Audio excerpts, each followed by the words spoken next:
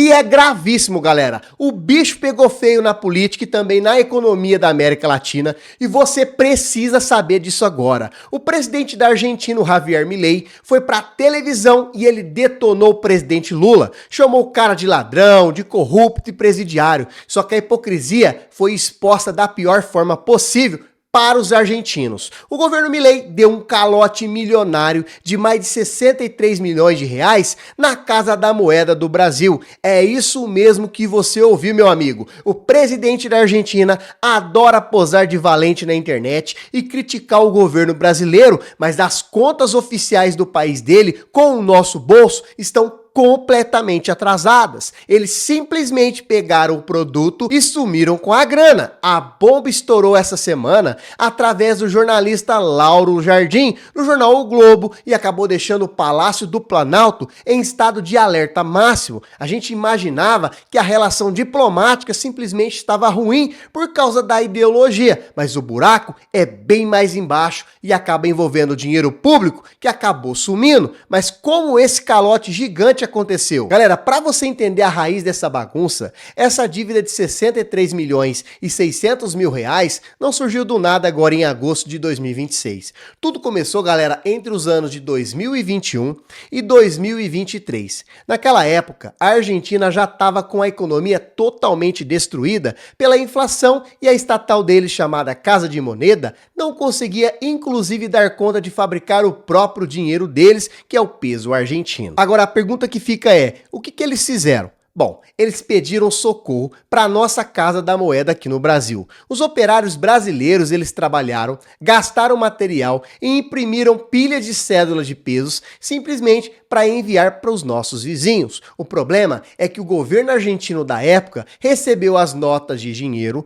usou o dinheiro na economia deles, mas deixou de pagar o serviço que foi feito pela estatal brasileira. Ficou aquele climão de calote técnico e uma disputa judicial que acabou se arrastando por meses entre as duas estatais. Só que essa história, galera, acabou ganhando um capítulo novo no final do ano passado, que parecia resolver tudo. Mas acabou dando tudo errado e eu vou te explicar agora o motivo. A ideia era encerrar a briga jurídica e dar ali uma chance para os argentinos pagarem os 63 milhões de reais de forma suave. Parecia tudo lindo no papel, mas galera, a verdade apareceu agora. As duas primeiras parcelas desse acordo milionário venceram exatamente nos meses de junho e julho deste ano de 2026. E adivinha o que aconteceu? O governo argentino simplesmente não depositou um único centavo na conta da Casa da Moeda do Brasil. Então, eles descumpriram o combinado logo de cara nas primeiras parcelas do contrato renegociado. Isso acabou reabrindo o processo de disputa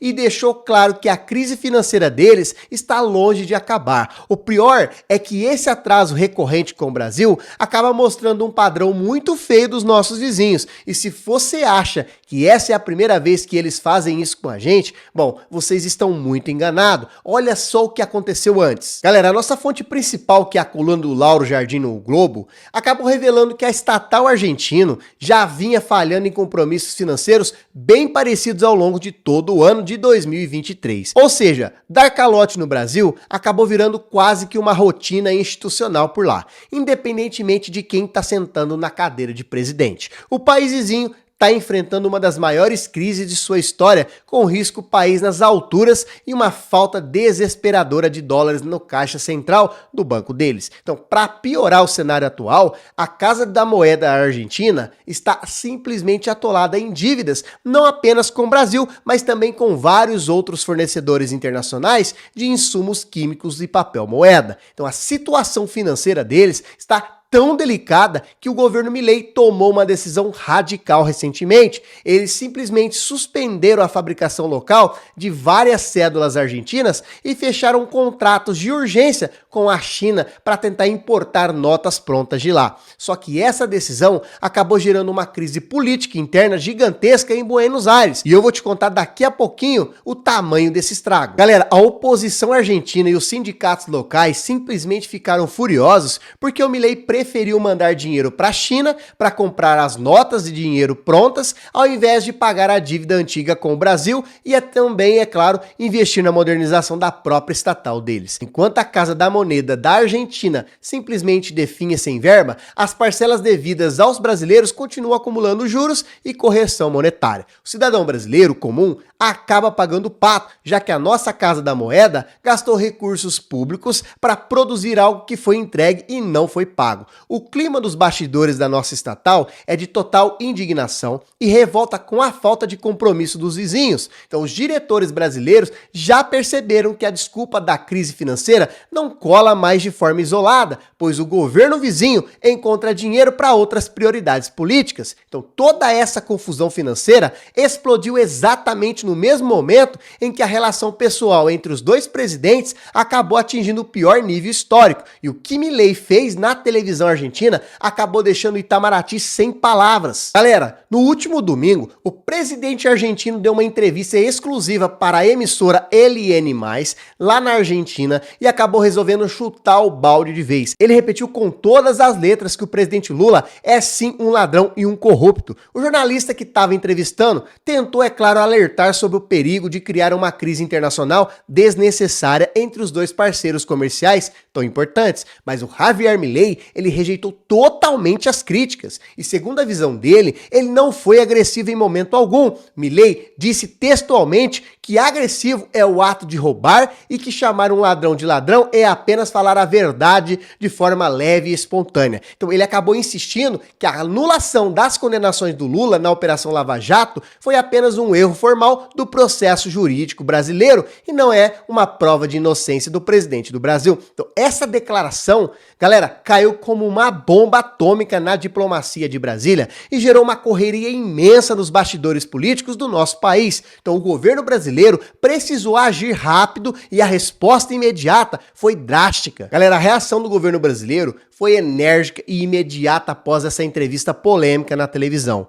O ministro das Relações Exteriores do Brasil, o Mauro Vieira, classificou o episódio como muito grave e algo totalmente sem precedentes na história da diplomacia entre os dois países. Então, galera, o Ministério das Relações Exteriores simplesmente acionaram os protocolos de crise e já fizeram várias reuniões, com o embaixador da Argentina em Brasília, o Daniel Raimondi, para comparecer ao Palácio do Planalto e ainda ouvir a satisfação e o repúdio de formal do governo brasileiro. Além disso, galera, numa jogada diplomática muito séria, o embaixador do Brasil lá de Buenos Aires, o Júlio Bitelli, ele também foi convocado novamente para fazer mais uma consulta de emergência com os analistas de Itamaraty. Agora, esse tipo de medida na diplomacia é o último passo antes de um rompimento político total entre as duas nações. Apesar de toda essa gravidade do calote e das ofensas pesadas, o ministro Mauro Vieira descartou, pelo menos por enquanto, retirar em definitivo os nossos diplomatas de lá, mas o contra-ataque do Lula tá por vir. Galera, essa nova briga na televisão foi a gota d'água de uma crise que acabou começando a esquentar na semana anterior. Para quem não se lembra, o Milei viajou até a cidade de São Paulo para participar de um grande evento político da oposição brasileira, subindo lá no palanque, simplesmente para apoiar diretamente a candidatura presidencial do Flávio Bolsonaro para as eleições agora de 2026. E naquele evento, galera, em solo paulista, o presidente argentino ele já tinha usado termos pesados contra o chefe do Estado brasileiro. E no começo de toda essa confusão, o presidente Lula tentou ignorar as provocações e ainda adotou uma postura de superioridade. Quando os jornalistas perguntaram o que ele achava dos xingamentos do Milei em São Paulo, simplesmente o presidente brasileiro acabou se limitando a responder com uma pergunta irônica: quem é esse cara? Só que essa tática de fingir demência acabou durando muito pouco tempo.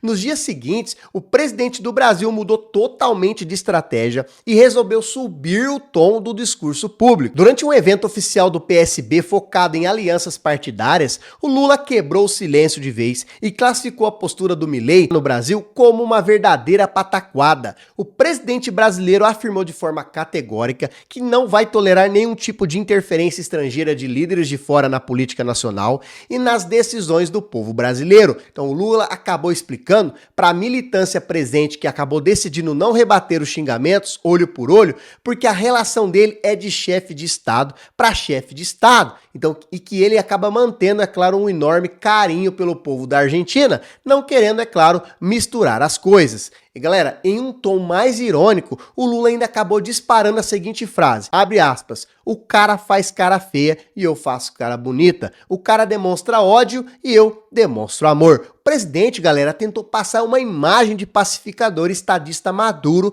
para a imprensa internacional, mas nos bastidores do Partido dos Trabalhadores, a ordem acabou mudando. O foco agora é usar o calote financeiro para tentar desarmar o discurso do argentino, e o plano do PT acaba envolvendo, é claro, o Nordeste. Galera, eu preciso dar minha opinião sincera para vocês aqui no canal. Eu penso de verdade que o Milei ele não deveria ter feito isso de jeito nenhum. Quero deixar um recado muito claro para todos que é fundamental que a gente entenda que a real importância de respeitar a soberania nacional e, é claro, as nossas instituições, e isso acaba incluindo respeitar a figura do presidente da República, independentemente de partido político. Um líder estrangeiro simplesmente, galera, não pode cruzar a fronteira para tentar avacalhar o nosso país e insultar quem está no comando do Estado, principalmente quando ele está devendo uma fortuna para nós. Então, esse tipo de postura está atacando a dignidade do Brasil e está quebrando regras básicas de respeito internacional que protegem a nossa própria democracia. Então, a soberania de um país é simplesmente algo sagrado e o respeito institucional deve ficar acima de qualquer briga ideológica de internet.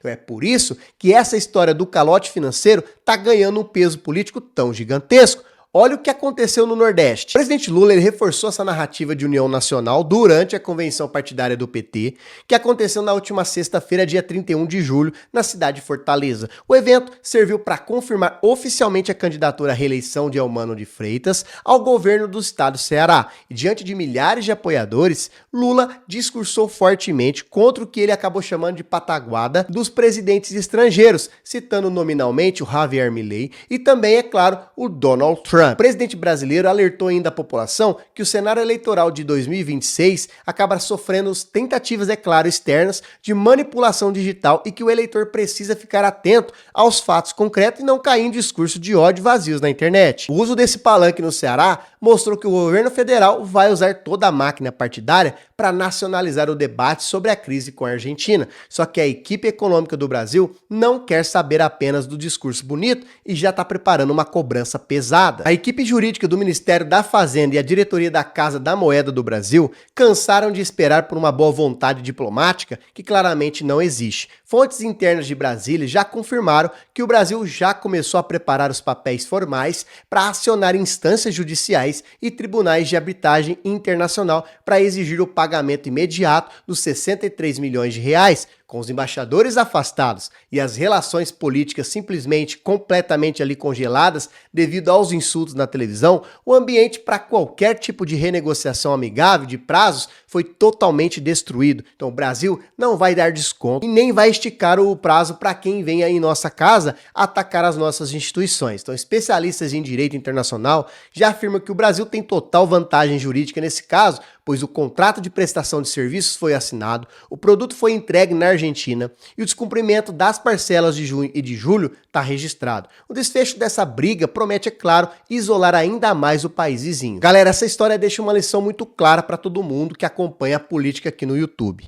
A ideologia barata de internet simplesmente cai por tempo quando os fatos e os números reais acabam entrando em cena. O Milei pode continuar fazendo discursos inflamados na televisão lá na Argentina, LN+, e agradando, é claro, os seus seguidores nas redes sociais. Mas o fato concreto de hoje, galera, em agosto de 2026, é que o governo dele é devedor do Brasil e está inadimplente com o bolso do povo brasileiro. Então, a hipocrisia ela foi escancarada para todo mundo ver. E agora eu quero saber a sua opinião sincera, galera, sobre toda essa bagunça internacional. Galera, você acha que o presidente Lula ele tá certo em ignorar os xingamentos, inclusive ainda cobrar na justiça internacional? Ou você acha que o Brasil ele deveria adotar uma postura ainda mais dura contra o governo argentino? Deixe seus comentários aqui embaixo para a gente debater. Já se inscreva no canal, ative as notificações. Toda vez que nós postarmos vídeo no canal, o YouTube vai mandar para você em primeira mão.